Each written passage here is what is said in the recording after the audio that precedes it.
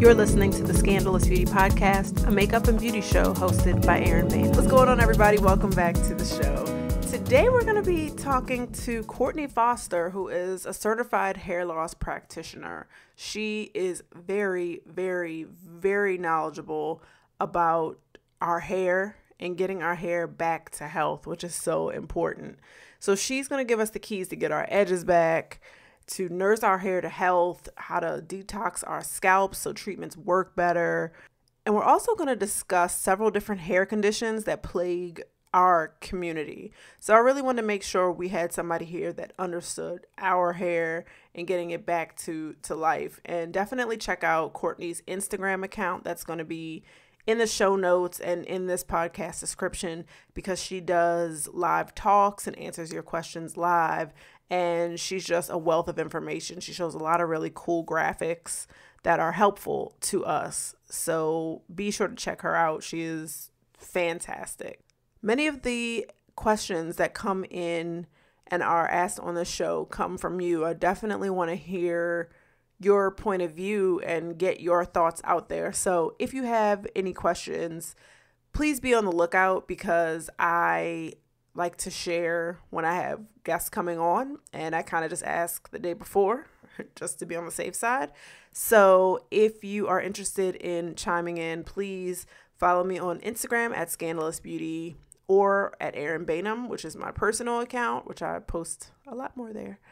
And I'm also on Facebook, Twitter, all of the places. And you could also leave voicemails that can be read directly on air right on my website, scandalousbeautyonline.com.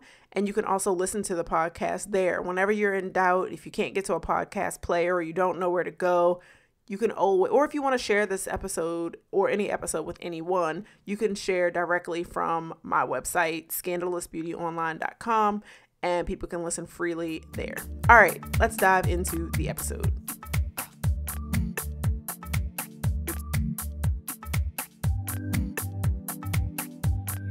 Were you always doing just hair? You do hair and makeup, right?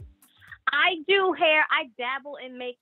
So I always say that my first love is hair. My second place to make money is nails. And if I absolutely had to do makeup, then I would do makeup. Mm-hmm. I'm not, like, I know how to do my makeup and I know how to do basic makeup, but I don't really do a full, like, beat face, honey type of makeup. Like, gotcha. I don't do that. Gotcha. But I've always been in hair, just from a little girl. I have a twin sister, so my sister and I used to play with each other's hair, and we used to use the Barbie doll, and I had this Miss Piggy kind of bust that had this really long blonde hair, and we used to just do it up with that thing. And that's so yeah, sorry. Go ahead. No, go ahead. No, so that's really how it started, and I was the biggest tomboy, so I didn't really do my own hair, but in the back of my mind, and I always knew that at some point I'm going to like this, and I did. Like, I went and started working on this, and that was just like, oh, okay, this is what I was supposed to do. Oh, I love those stories. Like, once you find that one thing that you just dedicate your life to, and mm-hmm. that's that.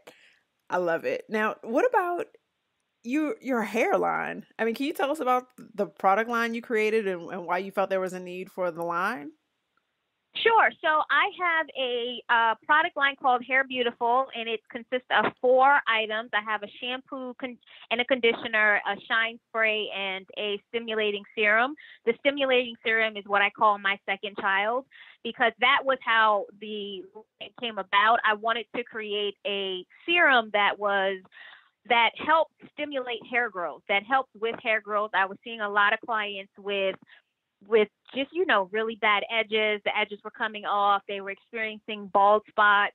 And they would always ask, well, Courtney, what oil should I use? What should I use with this? What should I use with that? And there's so many different oils that are perfect for hair loss and just for the scalp in general, for scalp health, that I said, you know what, I concocted a little thing together and tried it, and it's like, okay, you know what, this works.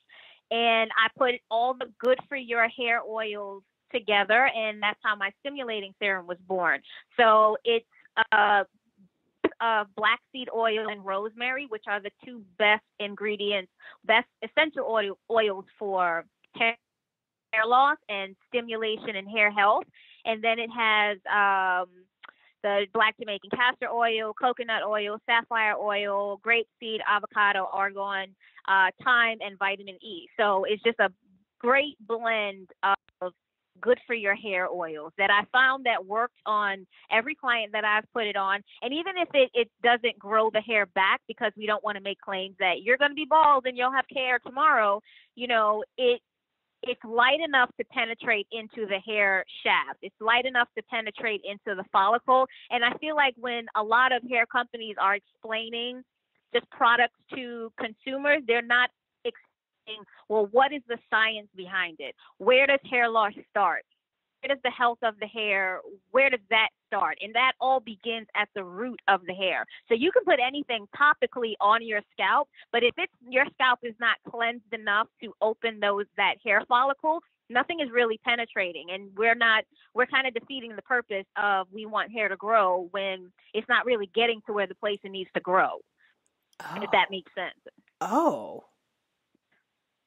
All right. Yeah, it's a full, and you're like, wait, that's another question, but it's it's a full science. So as a hair loss practitioner and studying hair loss, and I'm training to become a trichologist, which is a hair loss and scalp specialist, and we are trained to understand the different hair disorders, and you know, everything is the body functions and anatomy and physiology and the organs and biochemistry, all of the science that goes behind hair. What I find fascinating with hair is that the millions of strands that you have on your head, you know, if you break one of those strands in half, there's so much that goes on. There's so many different layers. They all act interchangeably. They all act different from each other, but they still combine to make this one powerful strand of hair. And one of the best ways that I try to get my clients to understand is if I can research your DNA by a strand of your hair, and your hair is pretty important.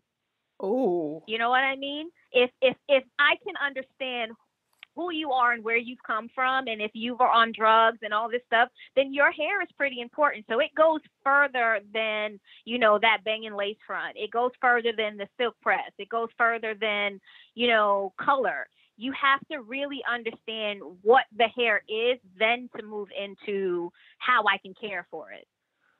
Oh my gosh. Oh, okay. It's all right. Fascinating, girl. I am such a hair nerd. It is so fascinating. Okay, I can hear the excitement. Let me know if I get loud, because my sister tells me that when I start talking about hair, like I get really loud. So let me know if it sounds like I'm shouting.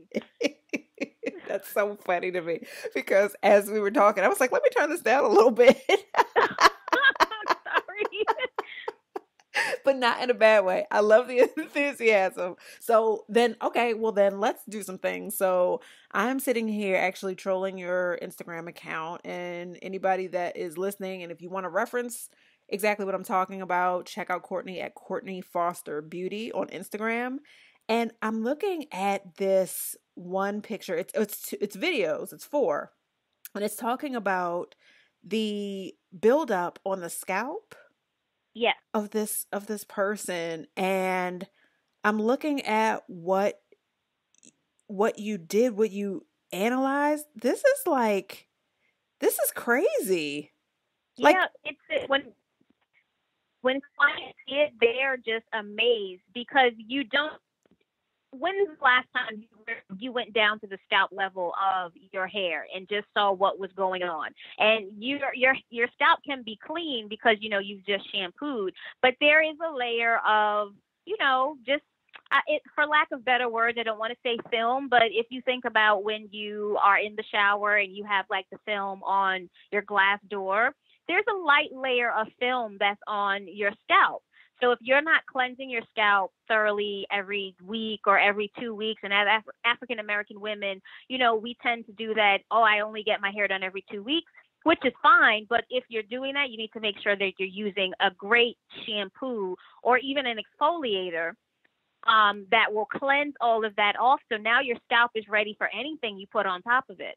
So what I did in that video, we did an exfoliating treatment. So it's called a rejuvenating scalp treatment, and it's a liquid-based exfoliator that is applied to the scalp, and it's on for about 20 minutes. And, you know, we massage it in, and I'm really stimulating the scalp. You want to feel the warmth. That's the blood vessels that is coming up to the scalp. And you just want to really get the circulation going, because circulation, it pumps that blood. That blood in turn pumps the hair follicle, the bulb that's at the root. And that's what causes, like, you know, all that nutrients and all the good stuff that you want to come now to the surface. So we do that. And it really just breaks down everything that's on the scalp: sweat, sebum, which is sweat, any type of debris you may have on your scalp and on your hair. It really breaks down all of that. And so once you rinse it off, it's like your scalp breathes. Like it does a oh my gosh. Yeah, it's fascinating. And clients always say, like, wait, I feel different. Like, I feel like my scalp has opened up, because all of that, like dandruff, and it really tightens the scalp. And that's where itchiness comes in. And once you have this exfoliating treatment, it really just takes it all away. It opens those follicles. And if you see on the video, I did the before and the after with the microscope. So you see the before, the hair follicles are very clogged. They have like just this white film over it, this white buildup, and you can't really see where the hair shaft is coming out of the hair follicle. Yeah. But then after the scalp exfoliator, and we do that initial shampoo and conditioner, and we do a take two, as I like to say, that after, you see the holes are open, the follicle is open, it's clean. You should be able to slightly see through the skin of the scalp just to see like a little bit of the hair that's growing underneath. And once I show them that, it's like, oh my goodness, like where has my scalp been this whole time? Yeah. And now you're at a point where your scalp is so healthy and open and ready to receive any topical that you put on it. And so now that shampoo that I use afterwards, it has an ingredient, DHT blocker, and I'll get into that a little later. So now that can penetrate into the scalp. It'll penetrate and go where it needs to go and do what it needs to do and block the DHT that is harmful and causes hair loss. And that's where you now have got to the root of the hair loss problem. Oh my gosh. Is it too much information too soon? It is. I mean, okay. So yes and no, but I'm so thankful that you're talking about this, because I mean, Lord knows, I know that there have to be so many people. I know for myself, I mean, I don't know what issues I have. I basically like self, what is it when you the self-diagnosis? Yes. Yeah. Which is, of course, not right. I know I need to get actual professional help of, and now I don't even remember what it is that I think that I have. Something that needs to be under a microscope and exfoliated. I mean, that is for sure. I loved looking at these before and afters, and this is just really just mind blowing. Like I'm like just watching the microscope go over her hair, and it's just a totally different scalp. Right. That is amazing stuff. So let's talk about your title. So as a certified hair loss practitioner, I mean, I guess we can kind of figure out exactly what that means, but I did have a question from Facebook that asked what someone has to do to become a certified hair loss practitioner. So can you tell us a little bit about what that means and what kind of things you do? Sure. So a hair loss practitioner is a hair loss and scalp specialist. And what we're trained to do is to look for hair loss problems, and everything is in a holistic way. Like, we're not doctors. Psychologists are not doctors. You can't write prescriptions. We work hand in hand with dermatologists. And like, I have a like maybe 2 dermatologists that I work with. So if there's something that I can't treat that requires medical attention, then I can send someone to a dermatologist. So we look at things on a holistic level, and you evaluate the clients based on their personal history, their lifestyle. So I ask my clients, like, do you exercise? What's your diet like? Because that plays a lot in your hair and scalp health. Genetic factors that, there are a lot of hair loss issues that are genetic, that you really just can't get around. If your grandfather's sister's brother's cousin had hair loss, it might be that you might have hair loss as well. And any environmental that goes through, and stress levels too. Stress is a huge factor in hair loss. So based on a consultation, we pretty much can suggest treatments that will help, that will start the process of hair growth. What I like to say is, again, because we don't make claims that your hair will grow back, because it's all about repetitive and consistent treatment.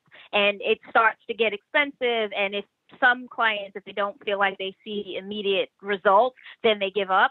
But the moment you start seeing hair loss is the moment that you probably should have done something maybe a year ago. You know what I mean? Because you're already at a place where it's harder to get the hair to grow back, depending on the type of hair loss. Like traction alopecia is what, African American women suffer more from, because, we do weaves, we do wigs, we do tight braids. So that you can get back because it is broken off at the surface level, and you can still make the root healthy and grow back. But what I like to do is make sure that the scalp is healthy, and we start a great environment that will promote hair loss and hair growth and hair health. So we can give nutritional advice. We can recommend lifestyle changes that will improve the health and the appearance of the scalp. We can recommend products that we think will do better versus the products that you might be using over the counter. You might be able to do something that's a little more professionally based and something that you would get at a Dwayne Reed. So there's a list of questions that I ask clients before we get started, because I need to really understand what it is that you're going through and how we can eliminate that. That could be a factor of your hair loss. Any type of major stress, something that has just detrimentally happened in your life, can cause hair loss. It can cause an immediate reaction, and it will start, and your hair will just fall out. But after you eliminate whatever that shocking stress was, or that shocking factor was, then your hair will start to grow back. Hormones now are balanced out. So it's a lot of things that hair loss practitioner can do, but there's more things that a trichologist can do, and that's where I'm working myself up to. Wow. Dang. Well, it sounds like you already have what you need to make it as a trichologist. I don't know. So what to do, and to answer the question, because, girl, I go on the tangent.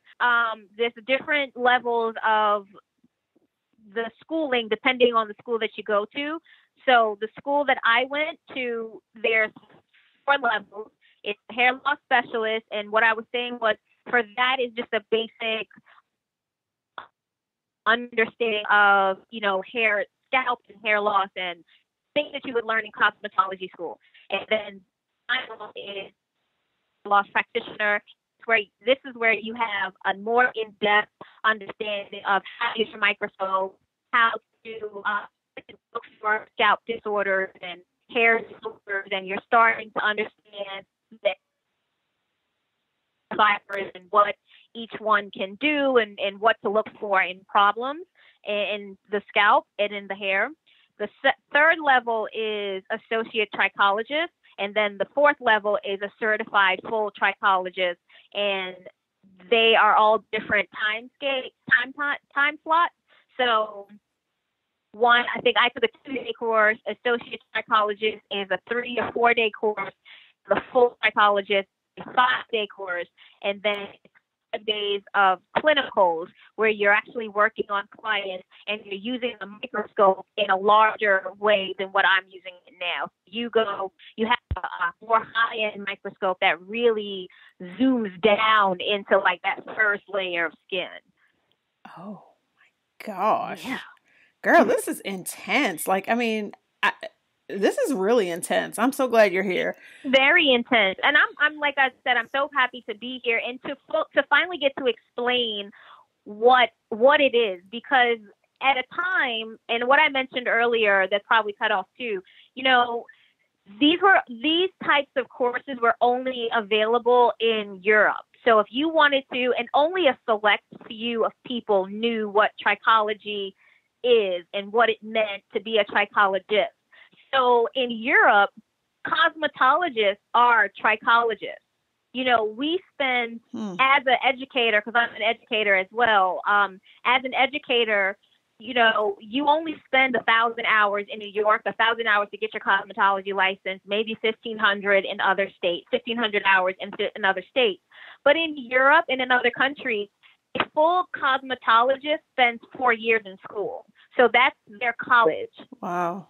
And then it's like known that it's like your master's program, quote unquote, would be a trichologist program. So the understanding of hair is so much more extensive overseas than it is here in New York and in America. So I was very happy because like I said, I'm a nerd. And when I figured out what trichology was, and trichology is just the study of hair. So any cosmetologist that when you ask what's trichology and they don't know what that is, it's like, well, girl, what school did you go to? Yeah. Because you get that in your book. And so, you know, when I want people to understand that there's so many different levels to we're doing as hairstylists that on what wigs, the weaves, the lace fronts, the silk press. Like, we need to educate clients on really taking care of their hair. Some things and a shampoo that you can use at home, but it's another thing for me to say, hey, you need to really exfoliate your scalp.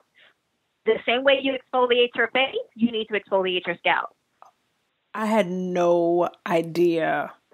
That was a thing. I mean, I know the feeling of like so exfoliation itself is not just the scrubbing or, you know, anything like that. It's an actual, forgive me if I sound like a fool, No, not at all. Yes, because I totally don't know. But if someone were to have to exfoliate their scalp at home, is it using your serum? Is it like, are there other products we're supposed to use, or is it like a technique and like scrub it? How does that work? There are, and that's actually a great question, because again, some clients don't know. There are homemade things that you can use. You can use baking soda as a exfoliant, and you would just massage it in and just let it sit and let it do its work and break it down. There are liquid exfoliators that I use, that is professional based only, so you'd have to purchase it through me. Yeah. There is Redken makes a exfoliator that is a beaded exfoliator, and you would apply it to your scalp like the same way you would, like if you were greasing your scalp, the same way you would apply the grease, you would apply that exfoliator and you would just gently massage it in. And I say gently because of the beads that's in it. You really don't want to irritate your scalp, and you let that sit on for a couple of minutes and then you rinse it out. There's also brush therapy, which is a great exfoliating method that you use with a hard bristle brush or even a wide tooth comb, and you're gently just raking the comb back and forth on your scalp. Oh. So there's a lot of products. If you do a standard Google search, you can find many exfoliators. I think Kenra has a exfoliator. I know Fido, they have an exfoliator. My serum is more afterwards. Okay. So you would want to exfoliate the scalp, and then you can put the serum on and just let it penetrate. And then, or you can, go through your standard shampoo, condition, and I would put a little bit of serum on before I blow dry, and then a little bit of serum right afterwards just to stimulate the scalp some more. It's light enough that you can use it as many times as you want. And that was the purpose, to make it light enough so your hair doesn't feel oily. You don't look greasy and it weighs the hair down, but it's light enough to penetrate right immediately as you put it on. Ooh, okay. Okay. So I love that you said you're making your hair too oily. I'm looking at another one of your pictures on Instagram. I am like fully committed to this Instagram account. And I see that you have like a breakdown. You have a healthy scalp image, a dry scalp image, an oily scalp, and dandruff. Now, as far as the oily scalp goes, I mean, can we like over oil our scalp? Is that? You can over oil the, and you do that by just buying products upon products upon products upon products. Now, naturally, people may have an oily scalp. You just produce more oils than necessary. And that, in turn, you would just try to shampoo your hair a little more often than letting it sit and letting it build up. But you can over oil your scalp. You can over grease your scalp, because your scalp needs to breathe. So if you're putting any topicals on and you're really not penetrating the way it should be, and you're applying every single day, then you are kind of wasting time, because it's not going anywhere. And it's really just it's building up on the scalp, it's getting onto the hair shaft, it's weighing the hair down, and you're just like, oh, I keep using all this oil and that is working. And I just look so greasy. And it's you look a lot greasy, because you're not really letting it's not penetrating, and you're not washing it out. So I would say, if you're oiling your scalp, which again should be a very light oil, you should be shampooing your hair at least once a week. So you want to always make sure that your scalp is clean and ready to receive anything you put on top of it. Ooh. Uh-oh. Oh, shoot. Okay. I'm going to have to get to New York, apparently, because we did a session, girl. Okay. All right. So I'm going to go through these Facebook questions. There's some really interesting questions here. Okay. All right. So Mnet says, is there anything that can be done to combat hair loss due to menopause? It depends. It depends on how soon you catch the hair loss. Menopause is hormonal, and typically hormonal hair loss is a little harder to treat, because it's your hormones. It's internal. It's something that has to balance itself back out. So if she's just starting that menopause phase, she can start with products that help with hair loss, that strengthen her hair follicles and her strands. She can start that process. But if she's already into like a couple of months into menopause and she's already starting to see her hair out, it will be a little hard to reverse it until she gets body back in order, if that makes sense. Because everything with hormones, it's harder to treat because it's internal. And once your body is out of internally and hormonally, it's really hard to pinpoint, well, where it is coming from and how can I treat it? Because your hair follicles and your scalp is the last place that nutrients go. You know what I mean? So, it works harder to get to where it needs to go. So if there's something out of balance, it's not really allowing those nutrients to get to where it needs to go, because it's focusing on one specific area. Oh my gosh. Okay, I didn't know that. So it's really time to step up our healthy eating and healthy eating. Yes. Healthy eating, lots of water. I always ask my clients, well, how's your diet? And most of the people will just say, oh, it could be better. Well, explain to me what you think better is. All of your dark leafy vegetables are great for hair loss. Tomatoes are great for hair loss, for hair health and hair and strength. All of your fishes, and if you're a vegetarian, then you have to get more of your beans and a lot more vegetables, a lot more iron from the green leafy vegetables. So a lot of nutrition great nutrition plays a part. It plays a part in your body, it plays a part in your skin, and it definitely plays a part in your hair. Oh my gosh. Oh Lord. As you said that, it's so funny because a couple of weeks ago I interviewed a makeup artist, Malika James, who preaches healthy eating and totally changed her life by, starting to juice more and, cut things out and everything. But Mhm. it's funny that when you say that, suddenly I feel so malnourished. Like as you've been talking, my hair has started to itch, and like as you talked about that, I'm like, wow, I don't even know. Like, I had such trash for lunch. Like, I had Chick-fil-A nuggets for lunch. That is not going to promote healthy hair at all. Now listen, you can cheat. There's cheat days, but Yeah. if the majority of your diet is healthy, and I'm going to give you an example. I have a client. I have wonderful clients, I must say. But I have a client that is in her, I want to say she's in her 60s. And when I tell you she has the most beautiful head of hair, and I believe she's on my Instagram somewhere, but she has the most beautiful head of hair.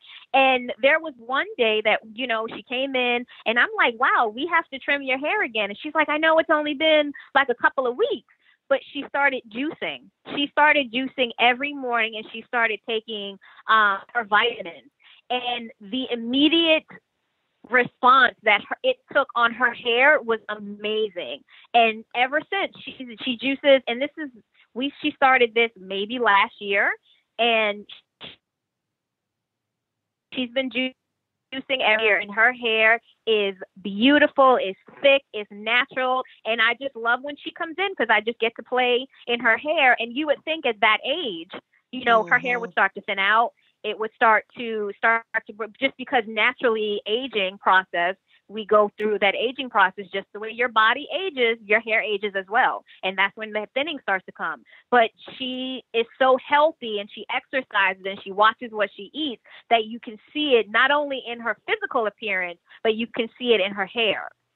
Girl. And so I use her as an example to all of my clients. I'm like, girl, she's 60 and look at her. Look at her hair.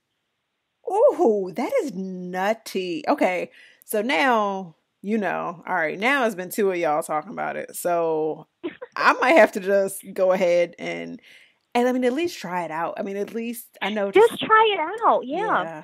You'll see more benefits than, what, this didn't work. Like, right. That's not going to happen. Right. No, that's so real. And I'm actually gonna, maybe I'll look into smoothies and then I'll jump into juicing because I'm like, ooh, that sounds like a real commitment. And it's a lot of work. It is a lot of work. It's a lot of cleaning, and it's cleaning the actual material, like the fruit and the vegetables, and then cleaning the equipment. Like, it's like 3 hours of, I just wanted a cup of juice. Like, I didn't want. Yep. Yes, I can imagine. I'm like, oh, how much fruit and how many vegetables do I need? But then I'm like, you know what, Erin? Like, you spend dumb money on, all kinds of other stuff. You can spend it on your health. So. And you'll notice that you'll start to crave those things. Like, I was vegan which is horrible. I was vegan for 6 months, almost 7 months, and I backslid. So that's the horrible part. Like, I'm still trying to get back on it. Wow. But there was a point where I was craving fresh food. I was craving fruits and vegetables and that natural crunch. Like, I still love a good potato chip, but I was craving that natural crunch of a carrot, that natural crunch of when you bite into an apple. So you'll start to feel, and then my body was enjoying it. And I started to see my nails were growing because your hair and your nails are together. They're made of the same keratin protein. So my nails started to grow, my skin cleared up, my hair was growing, and I had to go to the barber like almost twice a week because I have my side shave, and my side was it kept growing. So you'll see it and you'll feel it and you'll just be like, wow. And then you just want to be healthy. Oh my gosh. All right, 2018. All right. I mean, might as well go we are for coming. It. We're still in the beginning. So this February was a trial period. March we'll start fresh. Yes. Yes, fresh start. New us, March 2018. Oh God. That's funny. Okay. All right. Let me get to some of these questions. Ming asked, how do you stop hair breakage along the perimeter of the hairline and the nape? Oh, that's an awesome question, Ming. You reduce the tension. Figure out if you are tying your scarf too tight around the perimeter, where the knots are laying in the back at the nape area. If you're wearing a bonnet, is the bonnet elastic band? Is it sitting right at the perimeter and the nape area? If so, pull it down. Make sure that area is always moisturized because that is the most fragile part of your hair. Once it gets dry, it will snap right off. If you are wearing hats, because we're still in winter, I don't know where Ming lives, but if she is wearing a hat, making sure that either the brim of the hat comes further down or she's putting a satin or silk scarf underneath the hat, because that friction will always cause breakage if the area is dry. So just reducing whatever you do in that area. If you're wearing tight braids, tight ponytails, loosen them up a bit. If you're doing weaves and wigs, ask your stylist to suggest a new braid pattern that will lessen the tension on your hairline. Just make sure your body is hydrated. So when those hairs grow out, because they don't grow that long, when they grow out, they always grow strong and moisturized. Okay. All right. Good answers, as always.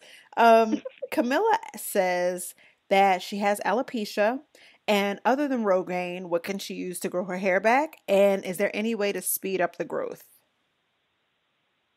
Other than Rogaine, Camilla has alopecia. It depends on the type of alopecia. Rogaine is good. It's a little hard.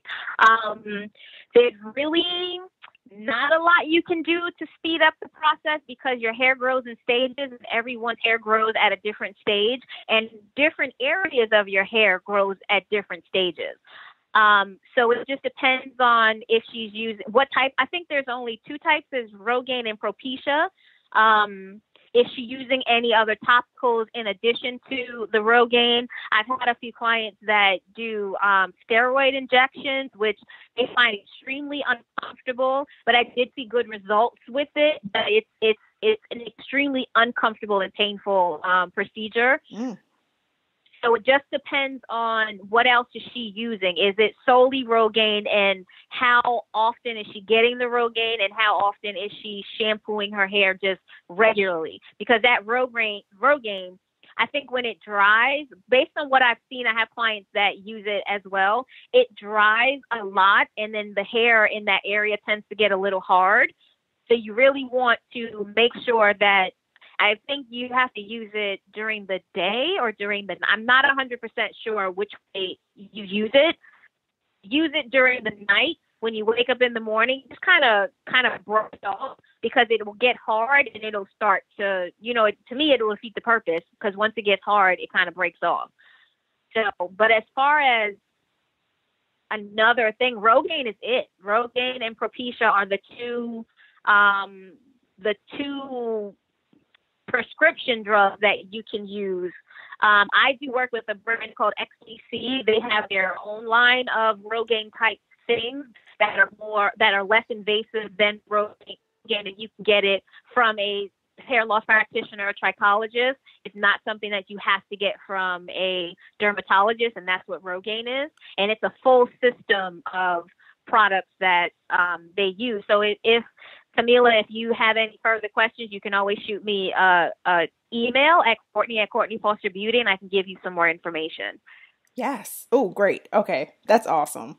And thank you for being so available, because I think, oh, no problem. Yeah, I think you're answering a lot of questions that a lot of us have, and half the time we're like, oh, it's just our hair because we do X, Y, and Z, so it just breaks off, or my hair is just dry, or it's just dandruff, and it's just I get that all the time. And one thing that I get that baffles me, and I don't know if because I'm a stylist and the type of stylist that I am, that clients are so afraid to ask these questions to their stylist.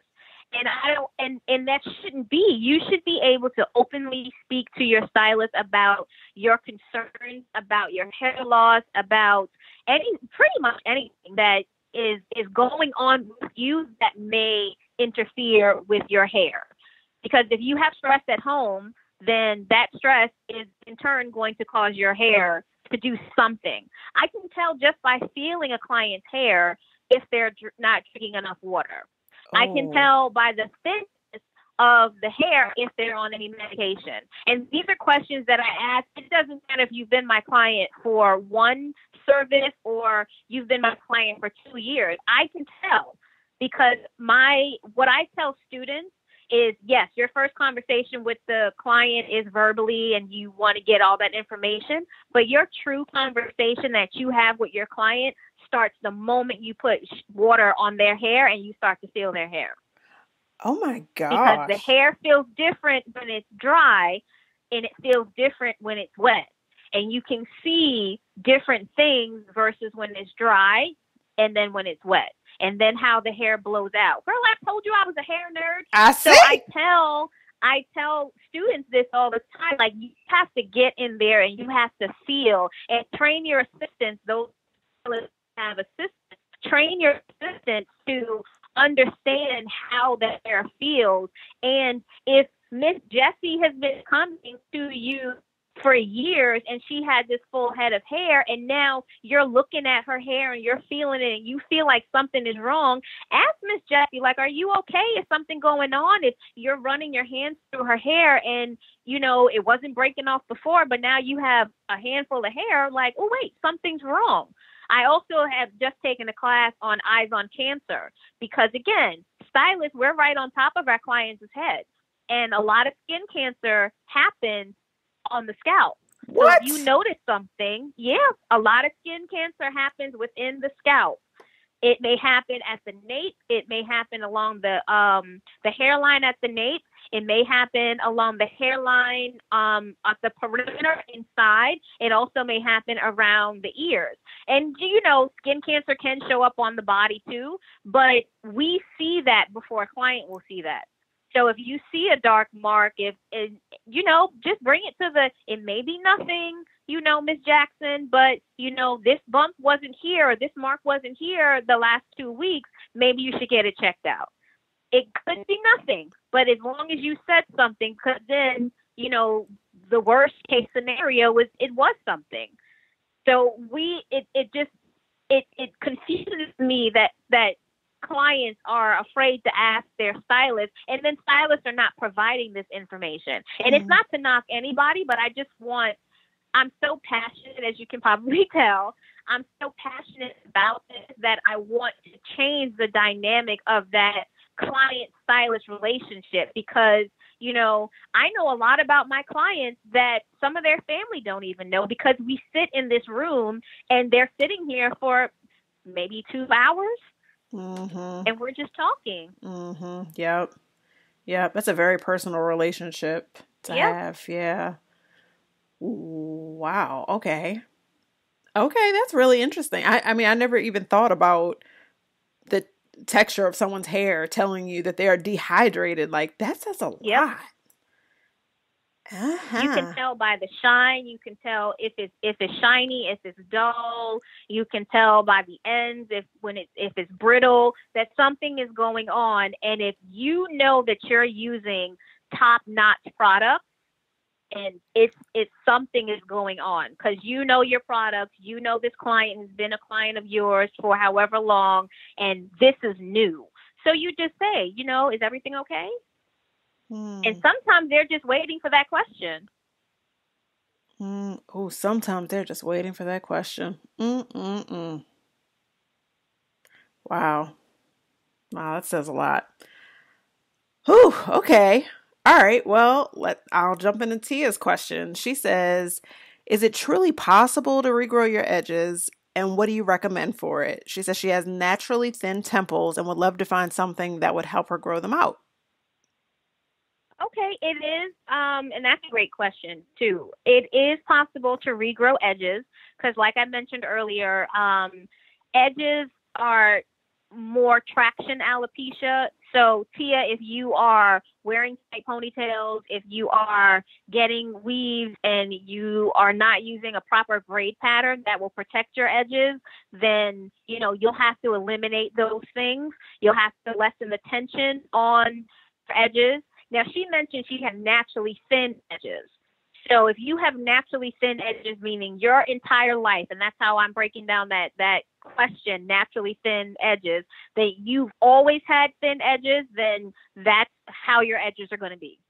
So you won't, if you are starting to experience thin edges and, you're like 25 and in high school and college you had great edges and now you're experiencing thinning, then yes, you can do something about it using the steps that I mentioned earlier of reducing tension. You can use Jamaican black castor oil is really, really good. My stimulating serum is really, really good, but it's all a synergy of things. So that is the reducing the tension on top of the nutrition, on top of the topicals, if that makes sense, using topicals and making sure you're doing everything together, because you can't just put something on top of it and just expect it to grow.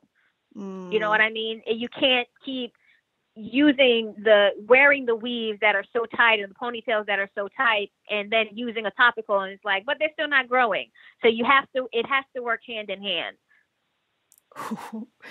Oh Lord, so many of us have so many life changes to make.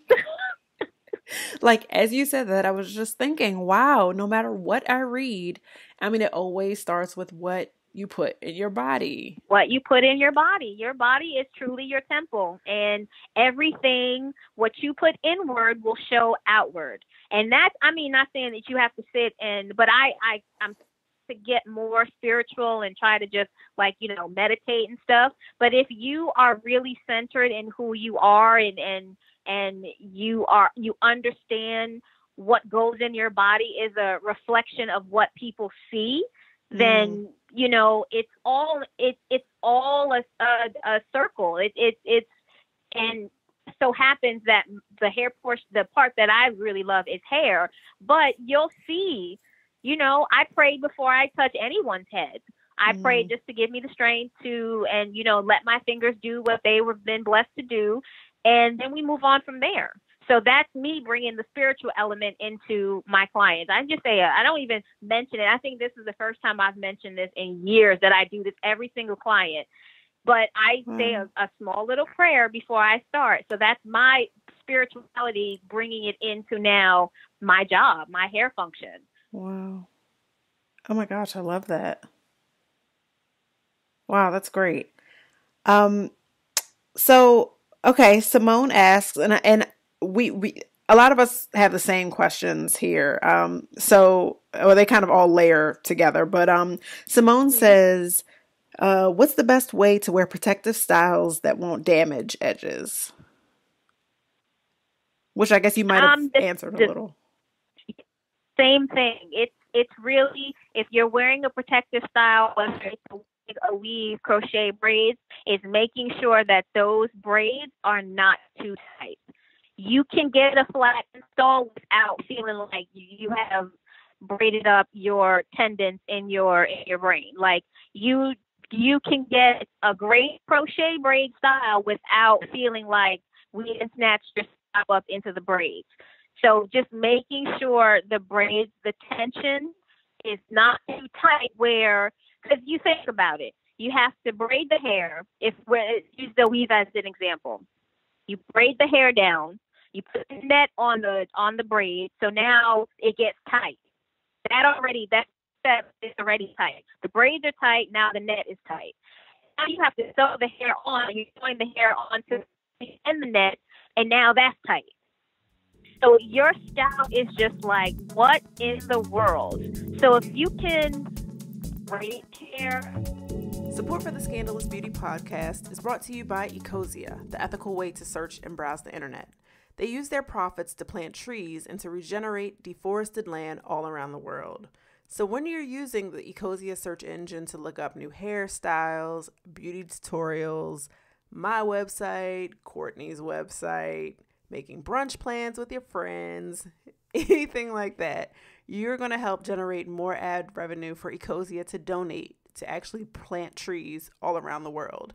Now, Ecosia has created a URL for Scandalous Beauty listeners to plant trees together.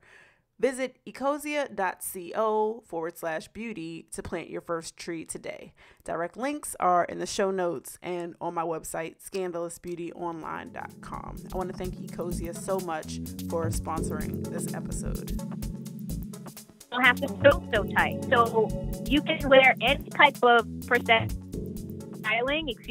any type of protective styling, just so long as it is at a decent, moderate level.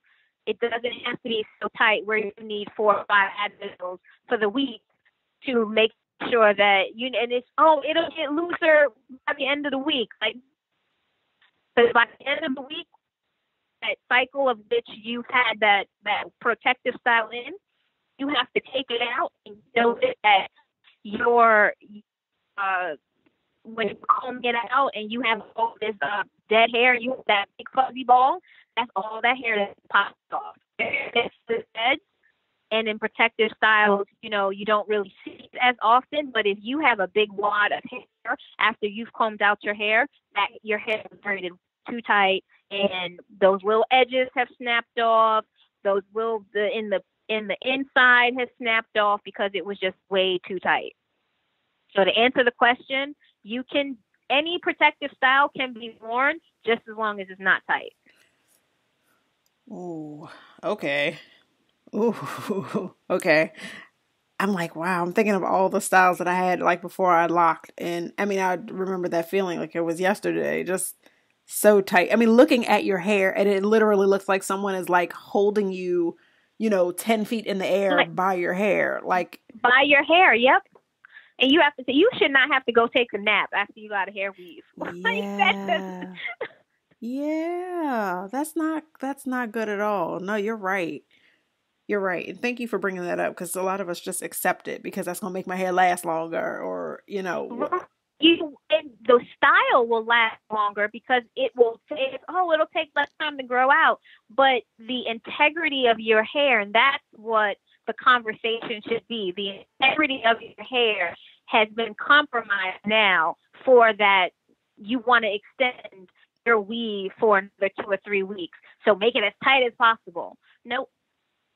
You're doing more damage that way than, you may have to pay extra money to get it tightened up or, to take the perimeter down. What I do for my clients is, and certain clients I know that's definitely going to come back within that 6 week time period, we take that full perimeter out and then we rebraid it. Because if you notice, if you've ever had a weave, the perimeter and the top part of the weave is the part that loosens the fastest.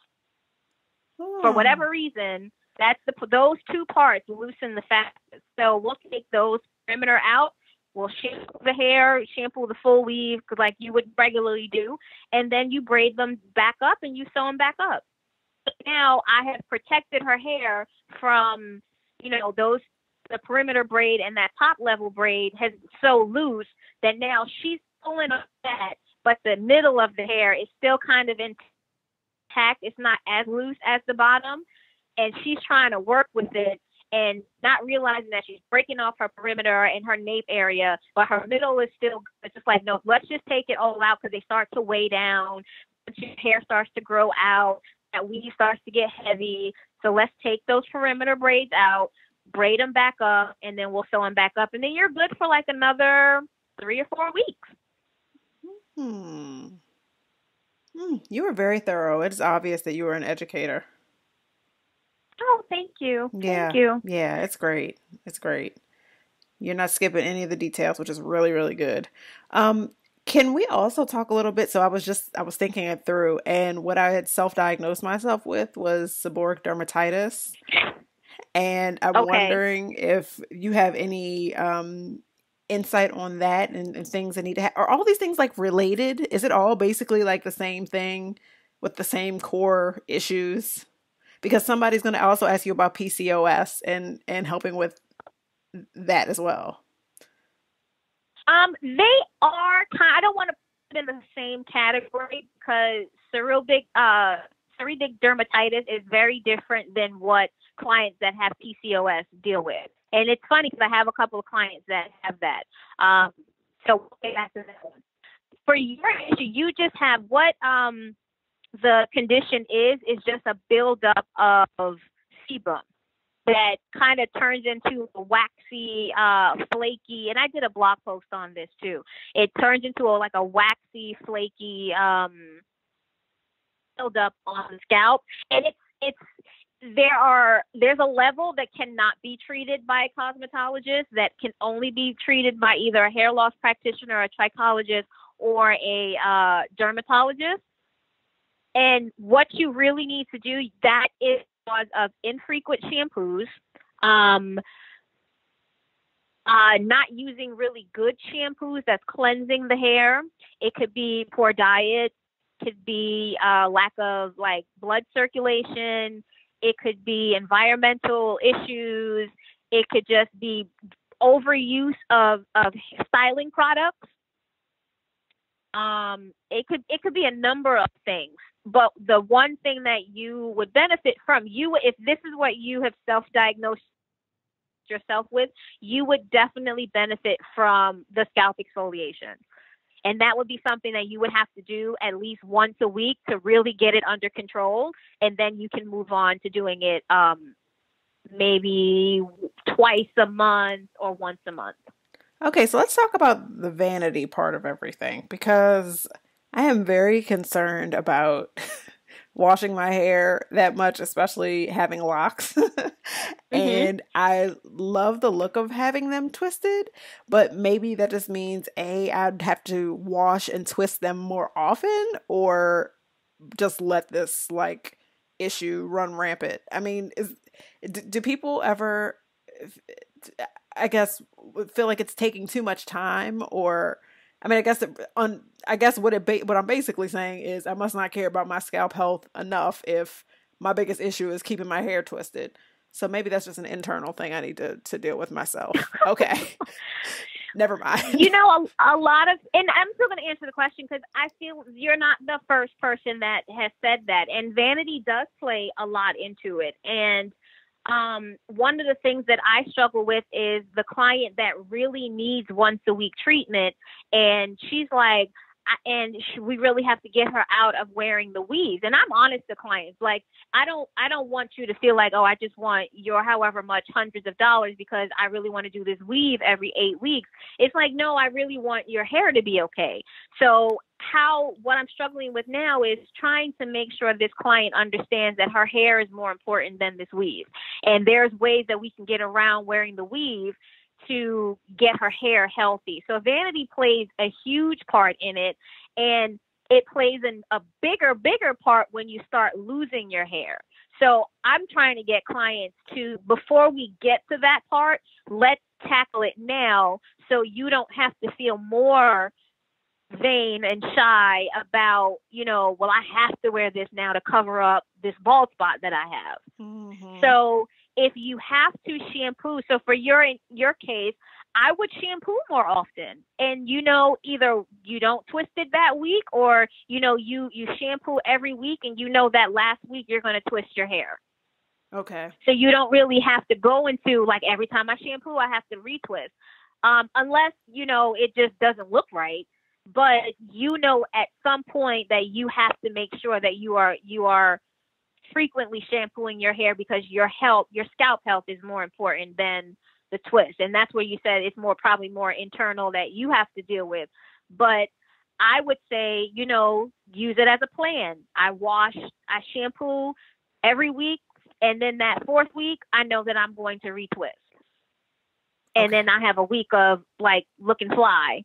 Yes. And then we go back into the same thing. But it won't take, if you start it now, it won't take long for you to really lessen the problem. And now you can go back into, shampooing every 2 weeks and retwisting every 2 weeks. Point taken. So if you give yourself maybe 2 months of shampooing your hair every week and following the steps and doing what you're supposed to do, then you can go back into it and you feel like it has lessened and it's like, oh, my scalp feels so great. I don't have, this problem anymore, but I want to control the problem.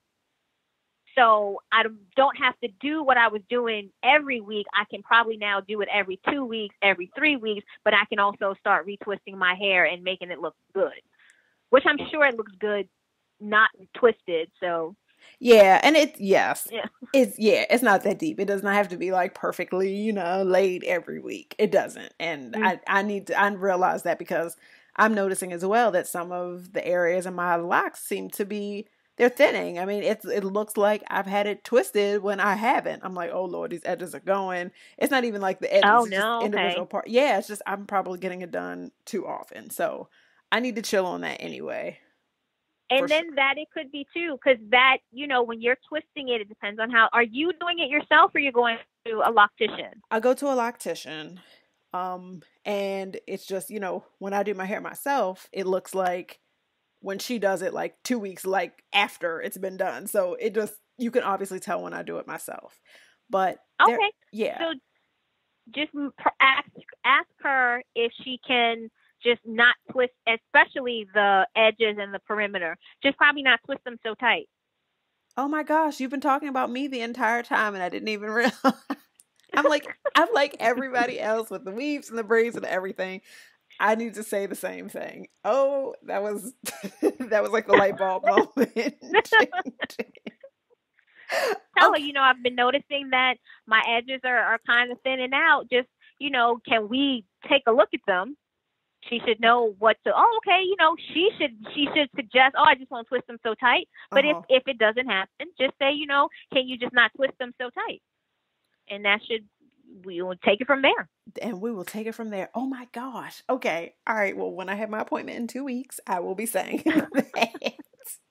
I promise you. All right. So I'm going to ask this last question for the night because I did not mean to keep you on the phone for like an hour. Oh, don't worry about it. Don't worry about it.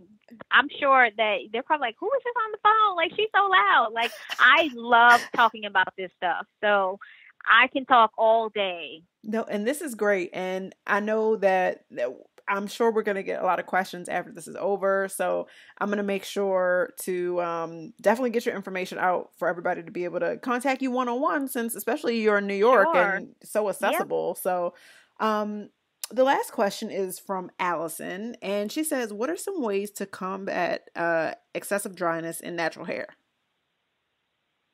Excessive dryness in natural hair.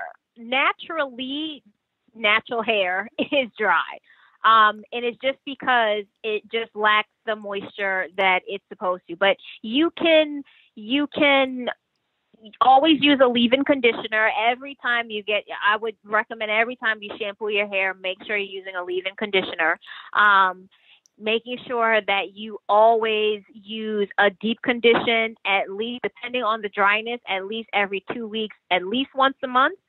And nutrition. Make sure that you are drinking a lot of water, and you're drinking a lot of water, I would say. A lot of water, a lot of water, because that helps in the moisture of the hair. But like I said, natural hair typically is drier than most.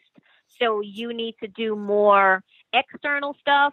Internal, yes, but external as far as your deep conditions, your moisturizing shampoos and conditioners, your leave-in conditioners. It also depends on the styles that you're doing as a natural girl. Like if you're doing wash and goes, that tends to dry out the hair faster because, a wash and go, your hair is wet. And depending on the elements in which you live, you hit that air and your hair goes into shock because it's like, wait, it's cold now, and now I have to flash dry.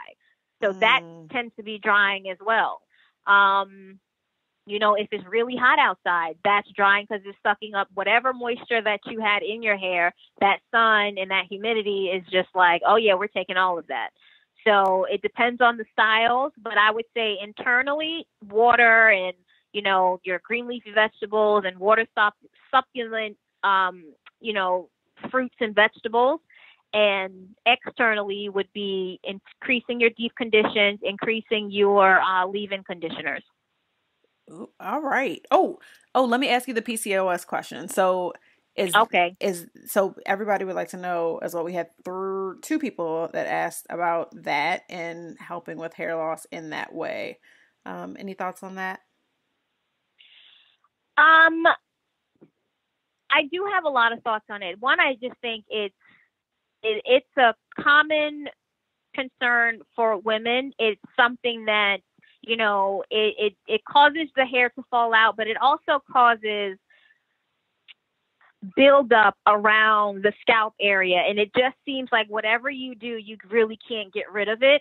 And I have several clients that are using it or that have it. And, you know, we're trying to find different ways to combat it, especially just the dandruff part, because it seems to be a lot of buildup in the hairline area.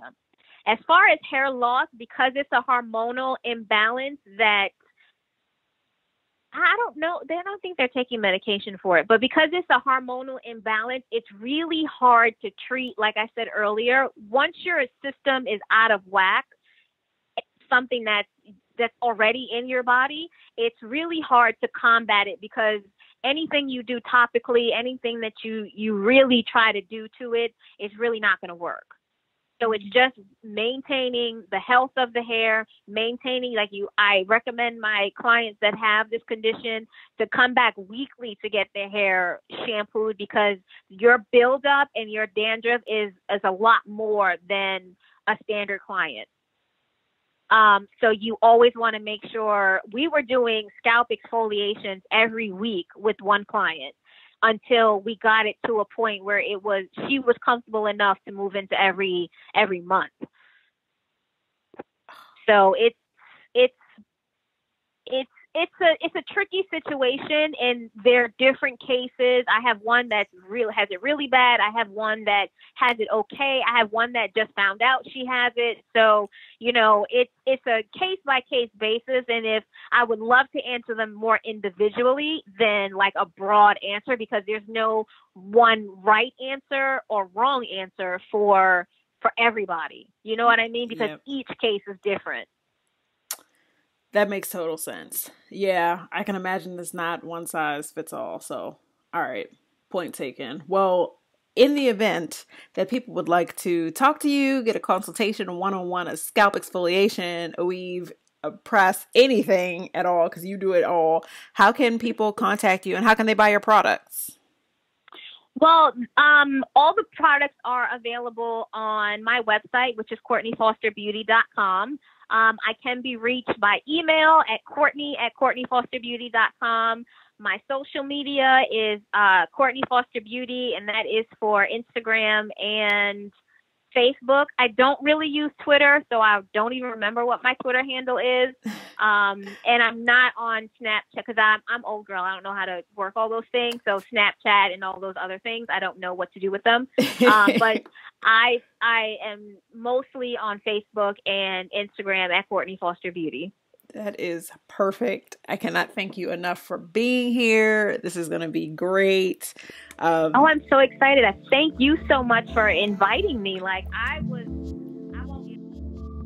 Isn't Courtney such a wealth of knowledge? I really enjoyed that episode because it answered a lot of questions that I didn't realize I even had or needed to be asking. So it was great.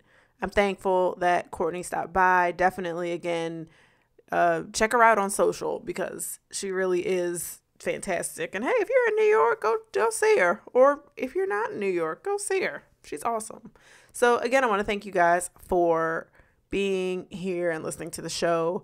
If you're interested in sharing the episode, feel free to do so. That would mean a lot. If you are a blogger and you're interested in sharing the episode, there are embed codes directly on my website, or just reach out and I can send you the embed code. And if you want to use it for a blog post, hey, feel free.